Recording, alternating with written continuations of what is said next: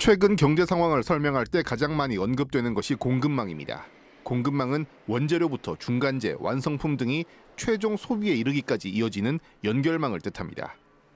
이 같은 공급망은 보통 원재료 생산과 중간재 공급 등 국가 간 연결이기 때문에 특정 국가 의존도가 높을 경우 위험성이 큽니다. 이 같은 공급망이 우리 지역 경제에 미치고 있는 영향을 가치경제에서 알아봅니다. 지난달 대구의 물가 상승률은 6.5%입니다. 물가 상승을 이끈 것은 바로 기름값입니다. 지난해 같은 기간보다 경유는 47.6%, 휘발유는 25.6% 올랐습니다.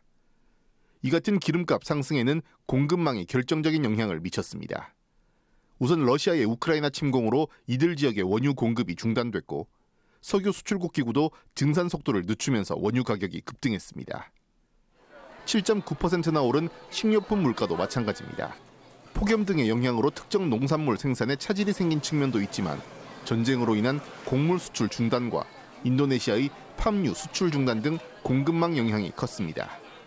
공급망 차질은 코로나가 지속되는 가운데 미중 패권 경쟁과 우크라이나 전쟁이 더해지면서 빠른 시간 안에 예전 수준으로 회복은 쉽지 않을 전망이며 계속 물가 불안을 자극할 것으로 보입니다.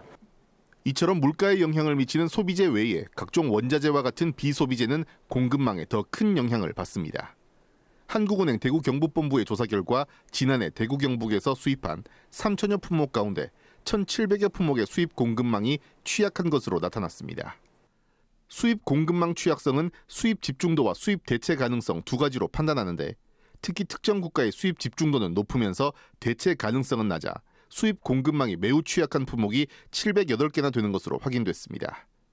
특히 지역의 핵심 산업이자 신성장 동력 산업으로 분류되는 자동차 부품, 2차 전지 등과 관련한 중간재의 수입 공급망이 취약한 것으로 조사됐습니다. 취급하는 품목이 수입 공급망 취약 품목인지 적극적으로 판별하고 이와 관련한 공급망 관리 대응책을 마련할 필요가 있고요. 또 부품이나 소재를 자체 생산하는 등의 소재 조달 내재화 노력을 강구할 필요가 있습니다. 다만 공급망의 중요성이 부각되면서 이와 관련한 기회도 생겨나고 있습니다. 미국이 반도체 공급망 안정화를 위해 우리나라, 일본, 대만이 참여하는 이른바 치포 동맹을 추진하고 나선 겁니다. 미국은 설계, 일본은 소재, 우리나라와 대만은 생산을 각각 담당해 동맹국 간 안정적인 반도체 공급망을 만들겠다는 구상입니다. 이 같은 동맹이 구체화하면 정부가 추진하는 반도체 산업 육성 정책과 맞물려 지역 반도체 산업에도 도움이 될 것으로 보입니다. 수도권의 메모리에서 우리 대구 경북 지역을 중심으로 하는 비메모리까지 합쳐가지고 그야말로 완성된 K반도체 전략으로 좀 확장하자는. 다만 미국 중심의 치포 동맹 목적이 중국을 고립시키는 건데 삼성전자와 SK하이닉스를 비롯해 우리 반도체 기업들의 중국 사업 비중도 작지 않아 이 또한 한쪽으로 치우치지 않는 대응 전략이 필요합니다.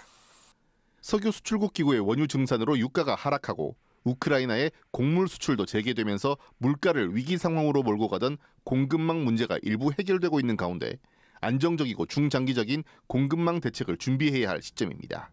가치경제 김재노입니다.